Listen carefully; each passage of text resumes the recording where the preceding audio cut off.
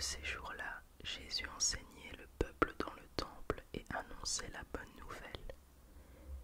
Les chefs des prêtres et les spécialistes de la loi avec les anciens survinrent alors et lui dirent : « Dis-nous par quelle autorité tu fais ces choses, ou qui t'a donné cette autorité ?» Il leur répondit : « Je vous poserai moi aussi une question.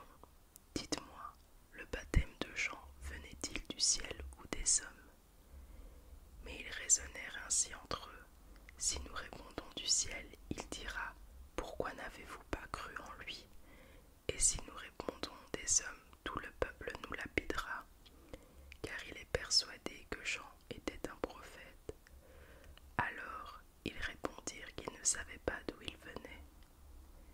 Jésus leur dit : moi non plus, je ne vous dirai pas par quelle autorité je fais ces choses. Parabole des vignerons. Il se mit ensuite à dire cette parabole au peuple. Un homme planta une vigne, la loua à des vignerons et quitta pour longtemps le pays. Le moment venu, il envoya un serviteur vers les vignerons pour qu'il lui donne sa part de récolte de la vigne.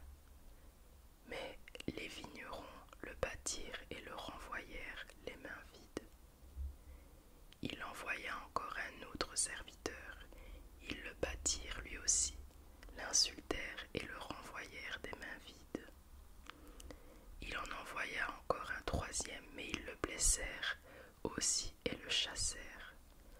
Le maître de la vigne se dit alors : que faire ? J'enverrai mon fils bien-aimé, peut-être en le voyant, auront-ils du respect pour lui ?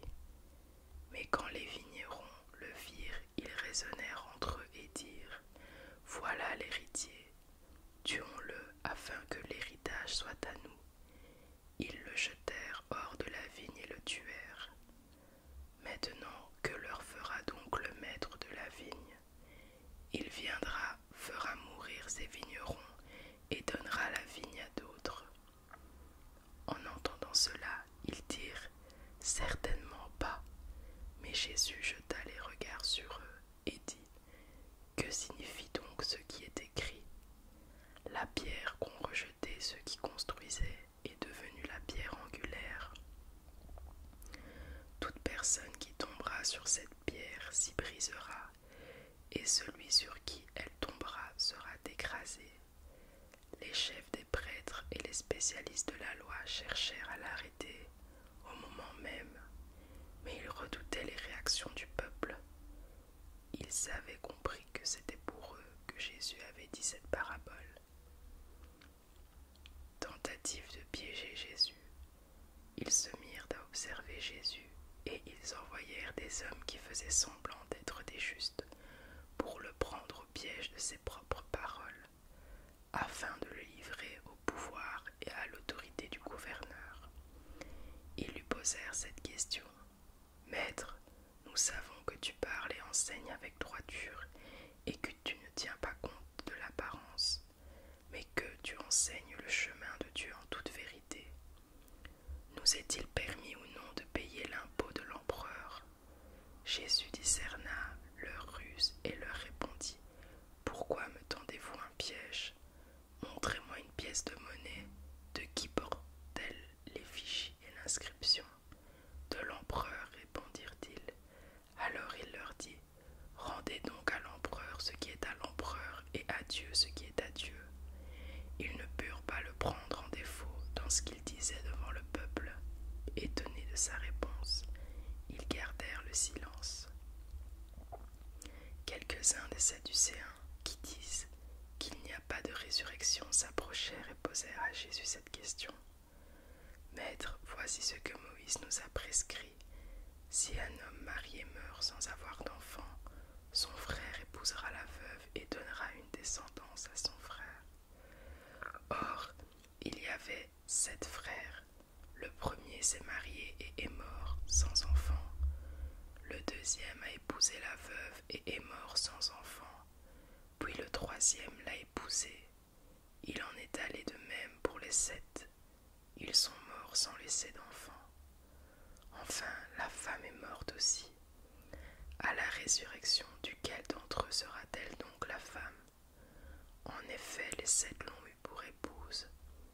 Jésus leur répondit, les hommes et les femmes de ce monde se marient, mais celles et ceux qui seront jugés dignes de prendre part au monde à venir et à la résurrection ne se marieront pas. Ils ne pourront pas non plus mourir, car ils seront semblables aux anges et ils seront enfants de Dieu en tant qu'enfants de la résurrection. Que les morts ressuscitent, c'est ce que Moïse a indiqué dans l'épisode du buisson, quand il appelle le Seigneur le Dieu d'Abraham, le Dieu d'Isaac et le Dieu de Jacob. Or, Dieu n'est pas le Dieu des morts, mais des vivants, car tous sont vivants pour lui. Quelques spécialistes de la loi prirent la parole et dirent « Maître, tu as bien parlé », et ils n'osaient plus lui poser aucune question. Reproche de Jésus aux chefs religieux. Alors Jésus leur dit, « Comment peut-on dire que le Messie est le fils de David? David lui-même dit, en effet dans le livre des psaumes, « Le Seigneur a dit à mon Seigneur, assieds-toi à ma droite, jusqu'à ce que j'aie fait de tes ennemis ton marchepied. » David l'appelle donc Seigneur. Comment peut-il être son fils? Tandis que tout le peuple l'écoutait, il dit à ses disciples, « Méfiez-vous des spécialistes de la loi qui aiment se promener en longue robe et être salués sur les places publiques. Ils recherchent les sièges d'honneur dans les synagogues et les meilleures places dans les festins. Ils dépouillent les veuves de leurs biens tout en faisant, pour l'apparence, de longues prières. Ils seront jugés plus sévèrement. » Jésus leva les yeux et vit les riches qui mettaient leur offrande dans le tronc.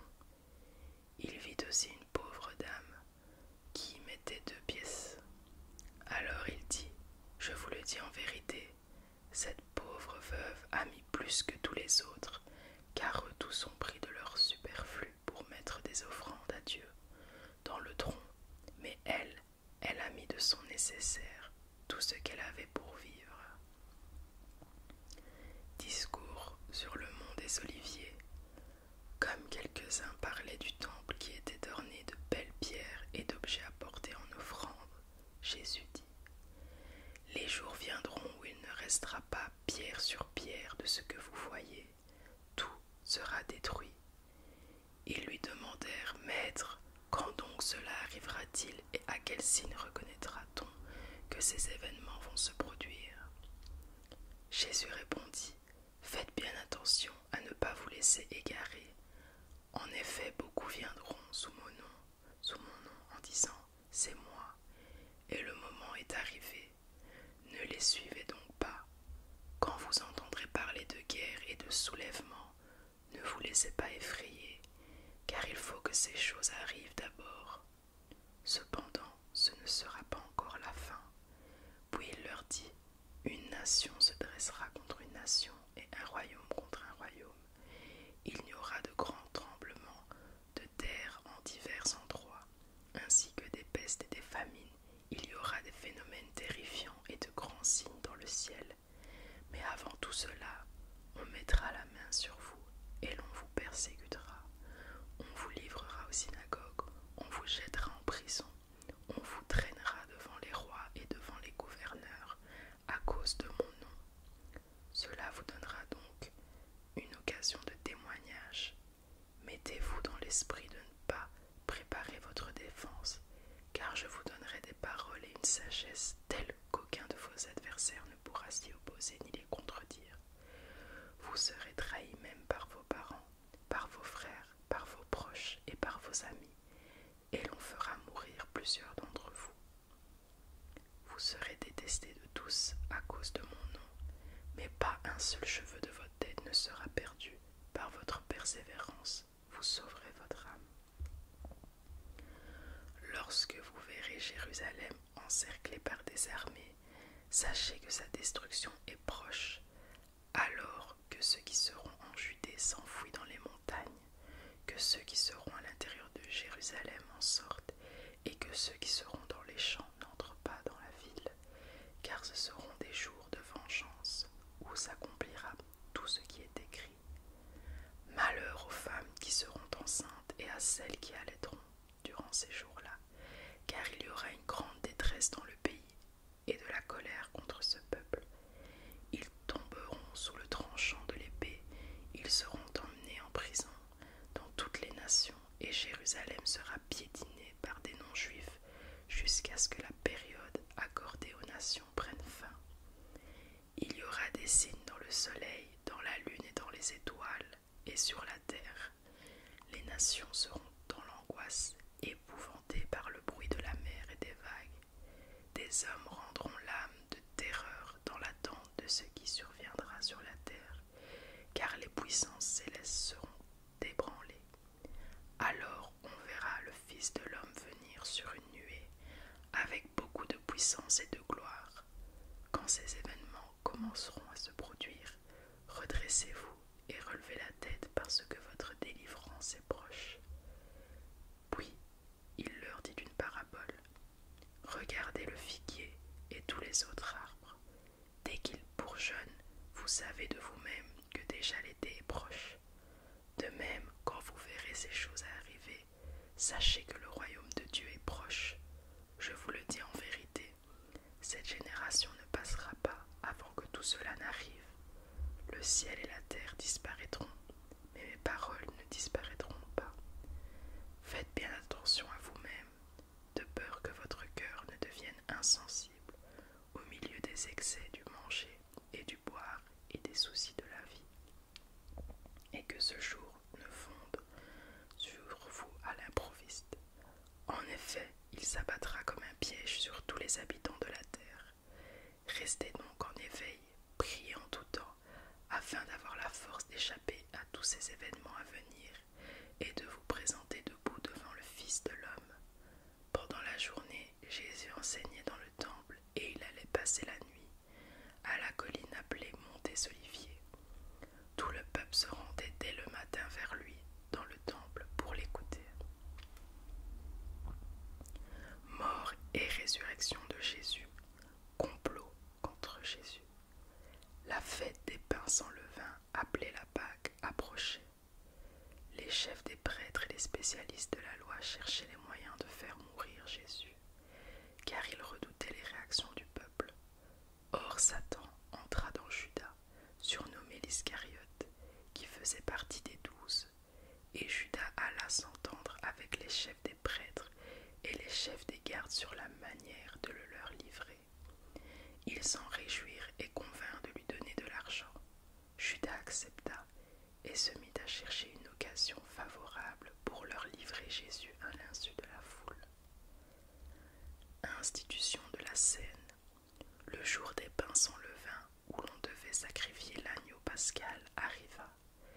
Jésus envoya Pierre et Jean en leur disant « Allez nous préparer la Pâque, afin que nous la mangions. » Ils lui dirent « Où veux-tu que nous la préparions ?»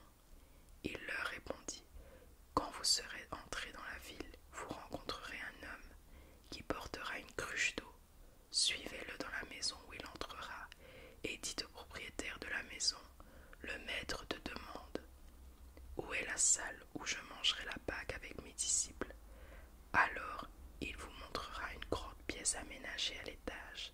C'est là que vous préparerez la Pâque. » Ils partirent et trouvèrent tout comme il leur avait dit, et ils préparèrent la Pâque.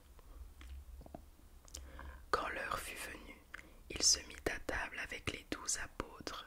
Il leur dit « J'ai vivement désiré manger cette Pâque avec vous avant de souffrir, car je vous le dis, je ne la mangerai plus jusqu'à ce qu'elle soit accomplie dans le royaume de Dieu. » Puis il prit une coupe, remercia Dieu et dit « Prenez cette coupe et partagez-la entre vous, car je vous le dis désormais, je ne boirai plus du fruit de la vigne, jusqu'à ce que le royaume de Dieu soit venu. »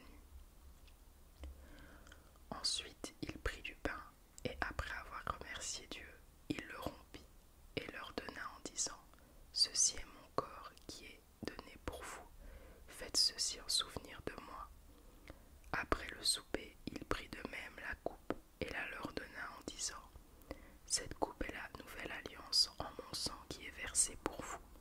Cependant, celui qui me trahit est avec moi à cette table. Le Fils de l'homme s'en va, conformément à ce qui a été fixé, mais malheur à l'homme par qui il est trahi. Ils commencèrent à se demander les uns aux autres lequel d'entre eux ferait cela. Il y eut aussi une rivalité entre les disciples pour déterminer qui devait être considéré comme le plus grand parmi eux. Jésus leur dit: les rois des nations dominent sur leur peuple, et ceux qui exercent le pouvoir se font appeler bienfaiteurs. Que cela ne soit pas votre cas, mais que le plus grand parmi vous soit comme le plus jeune, et celui qui commande comme celui qui sert. En effet, qui est le plus grand, celui qui est à table ou celui qui sert? N'est-ce pas celui qui est à table? Et moi cependant je suis au milieu de vous comme celui qui sert. Vous êtes ceux qui avez persévéré avec moi dans mes épreuves. C'est pourquoi je dispose du royaume en votre faveur, comme mon Père en a disposé en ma faveur. Ainsi vous mangerez et boirez à ma table dans mon royaume, et vous serez assis sur des trônes pour juger les 12 tribus d'Israël. Le Seigneur dit: Simon, Simon, Satan vous a réclamé pour vous passer au crible comme le blé. Mais moi j'ai prié pour toi, afin que ta foi ne disparaisse pas, et toi, quand tu seras revenu à moi, affermis tes frères. Seigneur, lui dit Pierre, je suis prêt à aller en prison avec toi, et même jusqu'à la mort. Jésus dit: Pierre, je te le dis, le coq ne chantera pas aujourd'hui avant que tu n'ailles 3 fois nier me connaître. Il leur dit encore: quand je vous ai envoyé sans bourse, ni sac, ni sandales, avez-vous manqué de quelque chose? Ils répondirent: de rien. Il leur dit: maintenant, au contraire, que celui qui a une bourse la prenne, que celui qui a un sac le prenne également, et que celui qui n'a pas d'épée vende son vêtement et en achète une. En effet, je vous le dis, il faut que s'accomplisse encore dans ma personne ce texte de l'Écriture. Il a été compté parmi les criminels, et ce qui me concerne est sur le point de se réaliser. Ils dirent: Seigneur, voici 2 épées. 2 épées. Il leur dit: cela suffit. Arrestation de Jésus. Il sortit et se rendit, comme d'habitude, au mont des Oliviers. Ses disciples le suivirent. Lorsqu'il fut arrivé à cet endroit, il leur dit: priez pour ne pas céder à la tentation.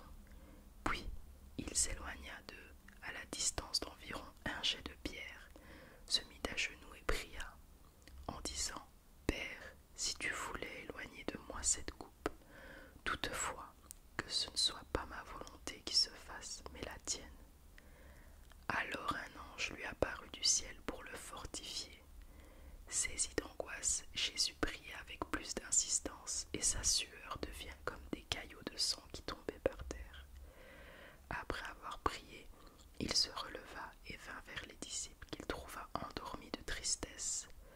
Alors il leur dit: pourquoi dormez-vous? Levez-vous et priez pour ne pas céder à la tentation. Il parlait encore quand une foule arriva.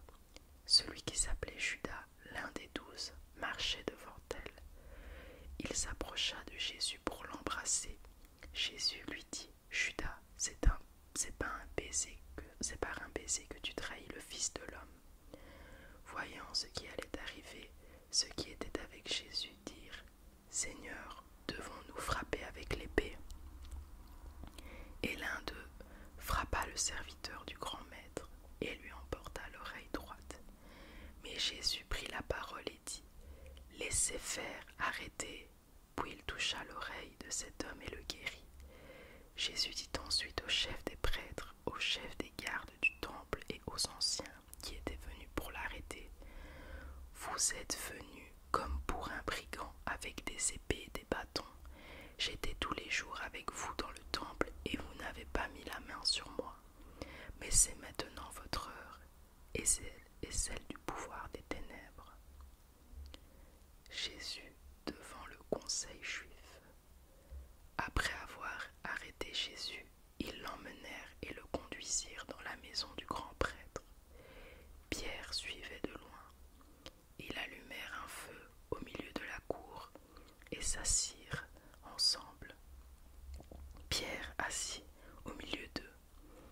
servante qui l'avait vu assis devant le feu et l'avait observé dit: cet homme aussi était avec lui. Mais il le renia en disant: femme, je ne le connais pas. Peu après, un autre le vit et dit: toi aussi tu fais partie de ces gens-là. Et Pierre dit à l'homme: je n'en fais pas partie. Environ 1 heure plus tard, un autre insistait, disant: certainement cet homme était aussi avec lui, car il est galiléen. Pierre répondit: je ne sais pas de quoi tu parles. Immédiatement, alors qu'il parlait encore, un coq chanta. Le Seigneur se retourna et regarda Pierre. Pierre se souvint alors de ce que le Seigneur lui avait dit: avant que le coq chante aujourd'hui, tu me renieras 3 fois. Il sortit et pleura amèrement. Les hommes qui gardaient Jésus se moquaient de lui et le frappaient. Ils lui mirent un voile sur le visage et ils l'interrogeaient en disant: devine qui t'a frappé. Et ils proféraient contre lui beaucoup d'autres insultes. Au lever du jour, le collège des anciens du peuple, les chefs des prêtres et les spécialistes de la loi se rassemblèrent et firent amener Jésus devant leur Sanhédrin. Ils dirent: si tu es le Messie, dis-le-nous. Jésus leur répondit: si je vous le dis, vous ne le croirez pas, et si je vous interroge, vous ne me répondrez pas, et vous ne me relâcherez pas non plus. Désormais, le Fils de l'homme sera assis à la droite du Dieu Tout-Puissant. Tous dirent: tu es donc le Fils de Dieu. Il leur répondit: vous le dites, je le suis.